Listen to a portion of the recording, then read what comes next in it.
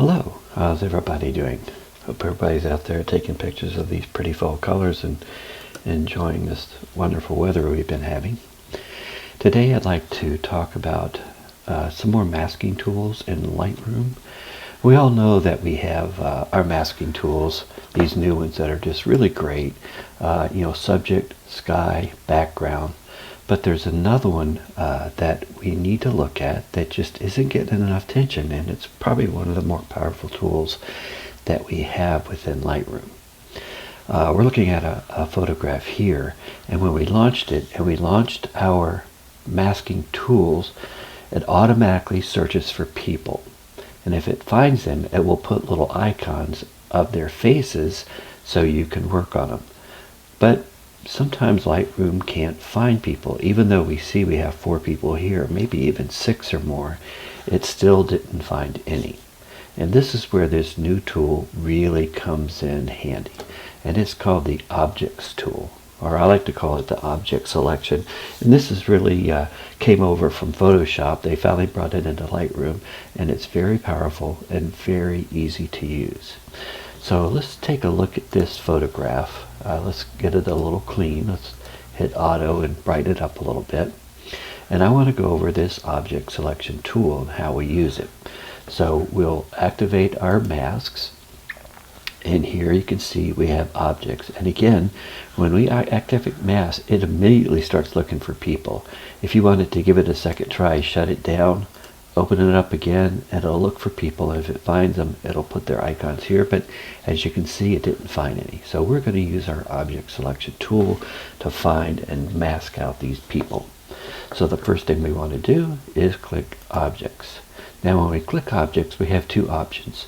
We can try to mask with our paintbrush, and you can see that if I hover here, you can see my paintbrush, and you can make it larger or smaller with your bracket key, or you can use the size button here. The next is the way we can select is the rectangle, and all it does is gives you the crosshairs, and you can draw rectangles for your masking. Let's get rid of that. So the first thing we want to do is that we want to use our object selection tool. We're going to use the paintbrush, and we're going to select this young lady right here. And all we want to do is make a loose selection around the person that you want to mask, and fill in a little bit in the center. You don't have to fill up everything, and it automatically masks. Now it masks as soon as you let go of your mouse button. It starts the masking process. So if you get halfway through and release your mouse button, you're only going to get half. So don't release your mouse button until you have your whole subject outline. As you can see, it did a very, very good job. And at this point, you have all your tools that you can select that you would in any other masking process. The next tool that we have, and we'll get rid of this one, is we'll choose Objects, and we're going to choose the rectangle. Now in the rectangle, you're doing basically the same thing as your paintbrush, except you're surrounding the subject that you want to mask. And it doesn't have to be exact. As you can see, I'm kind of going through his arm, and I'm going to surround him and release, and look at that. Perfect. Even between the legs, it made it nice and clean, and you have access to all the tools to change the processing or the light and contrast of the subject. Now you can also use the mask from objects to get smaller subjects, like right here. Just we say we want to light up this little, it looks like Titanic. It's a costume they were wearing. We can use our paintbrush, or we can use our rectangle, but let's just try the rectangle on this and see how well it does. Perfect. Look at that. And now we can change it, brighten it, whatever we want. So that's just the basic operation of the object selection tool. And of course, with any mask, you have add, subtract, you have your intersect. And we're going to go through some of those things in some more photos here that I want to show you on how we can use this masking tool. Now let's look at another photograph. Here's one that I've shown before of silos, and in this one Let me just hit auto and get it a little brighter. We're going to go to our masking tool, and I like the top of this silo here, in this one too, and this one, but we're just going to concentrate on this cone of this silo.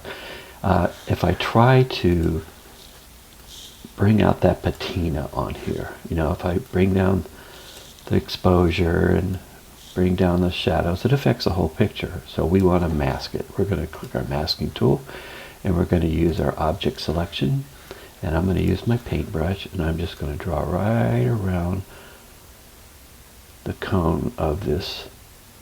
I'm going to fill it in here. There, it makes the mask.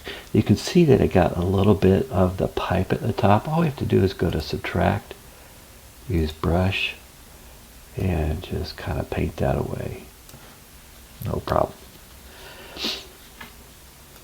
Now, I do have the ability now just to affect the cone of this silo, but it's still, I'm getting too much change over everything, and what I really want is to bring out this patina that's on the top. So let's go to our mask, and I'm going to double click here, and I'm going to say this is the cone, so I know what I'm working on. And I'm going to intersect with a color range. It brings up my color picker. I pick that color. I'm going to turn on my overlay so I can see what I'm hitting. And I'm going to refine it so I'm just getting the brown. I'm going to turn off my overlay, and I'm going to mess with my exposure, contrast, maybe warm it up a little bit, just darken it a little bit more. And now I get more of what I want to see in this patina here. Alright, so that's for this cone. The next thing about this picture is that, it's late afternoon sun, but the temperature of this silo here is a little off. It should be a little bluer. It wasn't quite this yellow. So we're going to use our masking. We're going to create a new mask. We're going to choose objects, and we're going to use the rectangle in this one. So we're going to draw a rectangle right around that part of the silo. Hits it perfectly. So on this one, we want to make it a little warmer. A little cooler. But I don't like the way the temperature slider is doing that for me, and I don't like the way the exposure is working. So what we're going to do is again, I'll call this the main silo.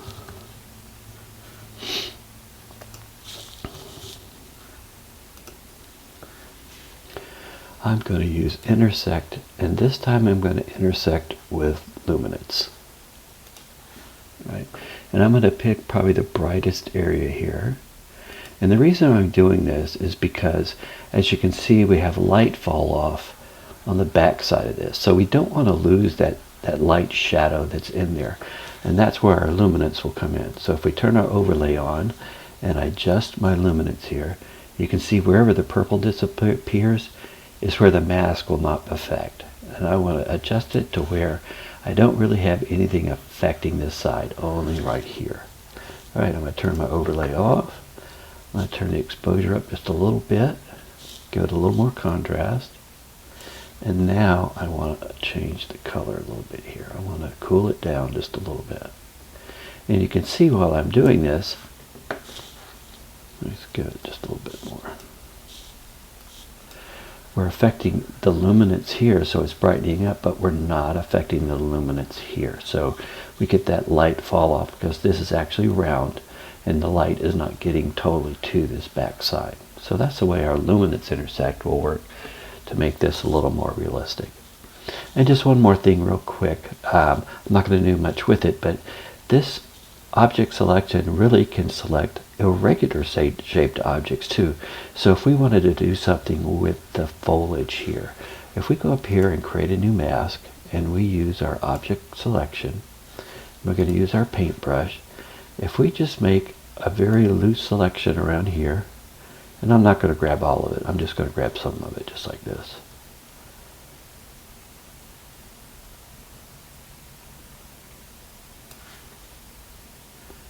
As you can see, it did a pretty good job. Now we might have to clean this up here, and we do that by hitting a subtract in our brush, and we would just paint this off like this. But at least we have our foliage, and we can lighten it or darken it. We can give it more contrast. We can make it a little more warmer. And it did just a pretty good job of getting the edges of this foliage along with this here. So it could be used, this object selection tool be used for all sorts of things. The next picture I want to show you is how we can paint with our object selections once we get our masking area defined. So here we're going to paint this pony. This is here at acetate. Now first we're going to define the pony. Now we could use the subject selection here, and it does a pretty good job. We do have to have some cleanup here. It's grabbing some areas around here. That wouldn't be too hard, but let's get rid of this and let's use our object selection and see how well we can do with that. So we'll click objects. We're going to use our paintbrush. I'll make it about this size. Remember, you're making a very loose selection. You want to get the hairs on the edge. It'll actually pick those up pretty good if you cover them with your object selection. Now when you get to the legs, if you just go down one leg, come back up, and then go down the next leg, it'll do a selection in between. So we'll go down this leg, go back up, and then we're going to go down this leg, and then around the horse's head. Don't release your mouse button yet. Fill in the center here a little bit so it knows what you want, and then release. So as you can see, we did get a better selection here than we did with the the subject selection. We have a little bit that we need to clean up here with our brush. Subtract. We're going to clean up this area right here. And if we really want to be a stickler about this, let's go to add by brush. See if we can get this little area here, which picked it up really good. Just one click. Now what we want to do is adjust the exposure of our pony. And remember, we just want to get a good feel for it. We don't have to make it exact because we're going to paint on our effect. Just warm it up just a little bit, and we're going to give the pony just a little texture. Now before I go intersect with the brush, I want you guys to notice on the pony that we have dark areas under the belly, on the hindquarters, but we have the sun really hitting this area of the pony, right? And more importantly, we have dark and we have light. So as I am changing the exposure of this, we are starting to blow out the whites. So even though I have used my exposure, which hit the whole pony, we're only concerned about the brown. So adjust your exposure for the brown and don't worry about the white spot of the pony just yet. All right, now that we have what we like in the tone of the pony, we're going to go up to the mask. We'll double click here and say this is the pony. And we're going to intersect the mask with a brush. And what we're going to do is, remember, as soon as we touch the brush to our picture, we are going to turn off all the highlights that we've changed, and then we're going to paint in the ones we want. So I'm just going to touch the pony on the hindquarters here. It takes away, you can see our brush, which means we're using our brush. And now I'm going to have my flow set to about 50%, full feather, and I'm going to start painting on where I want the sun to hit my pony. So we know the sun was hitting here, in this area, around here, and because we're only painting in this area, we're not affecting the white as we move around. Got a little bit here and on the belly. And all we're doing is painting on the light that we had put in originally when we put our mask on. Let's give those shadows a little more brightness. Just hit his mane a little bit, because remember that was kind of glowing in the sun.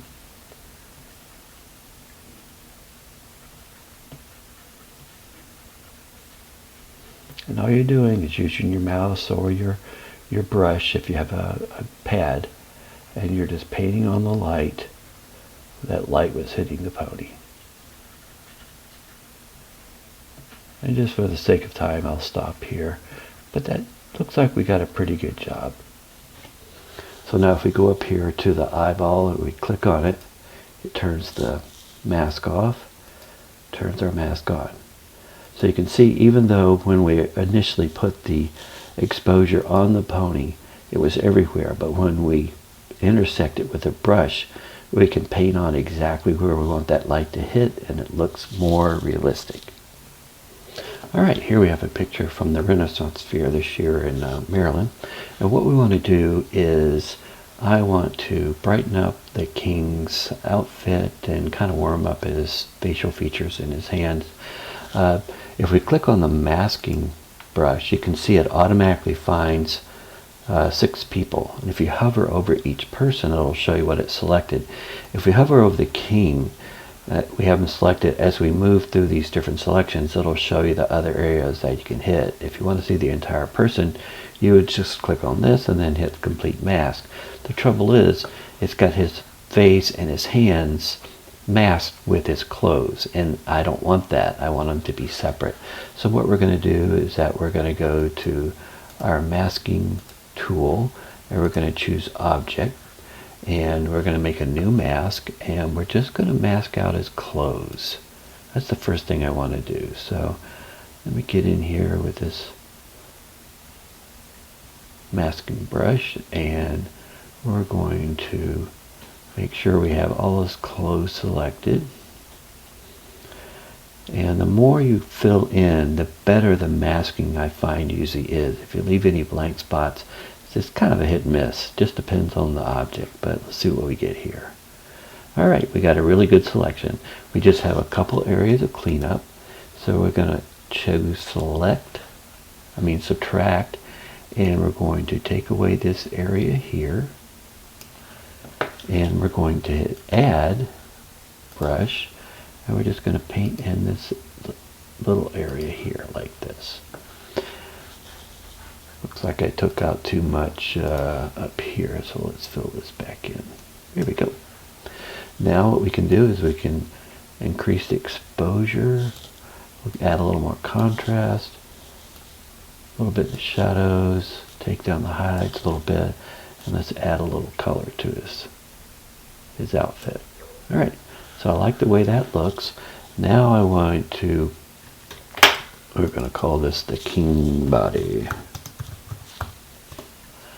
And now we want to create a new mask, again with the objects, and we just want to select his face like this. Looks pretty good. Let's just warm it up a little bit. I'm going to take the texture down a little bit to smooth out his face. And we're good there. Now let's do the same thing with his hand. A new mask. Object. I just want his hand. Like this. Perfect selection. Just give it just a little brightness. Warm it up a little bit. That's a little much, isn't it? Not too much. Add a little contrast to it. And there we have that. Now, we could also brighten up his hat a little bit if we wanted to. So I'm going to use my object selection. I'm going to make my brush a little smaller. And I'm just going to brush right across his hat like this. I don't want to get into the white because we don't want to adjust that. That's looking pretty good there. And we're going to increase the exposure. We're going to give it a little saturation, maybe a little contrast. So as you can see, with just 3 basic masks, 1, 2, and 3, or 4, so we have his body, we have his face, we have his hand, and then we have his hat. And it's much better than if we had chosen the whole person So if you select people here, we'll go back to that. You can see that it's all lumped in together, and it's really hard to separate them out to get a good masking like you'd like. So I hope this helps everybody out. And if you have any questions on object selection or masking in general in Lightroom, be sure and send me an email or give me a call, and I'll be more than glad to help you. Thank you.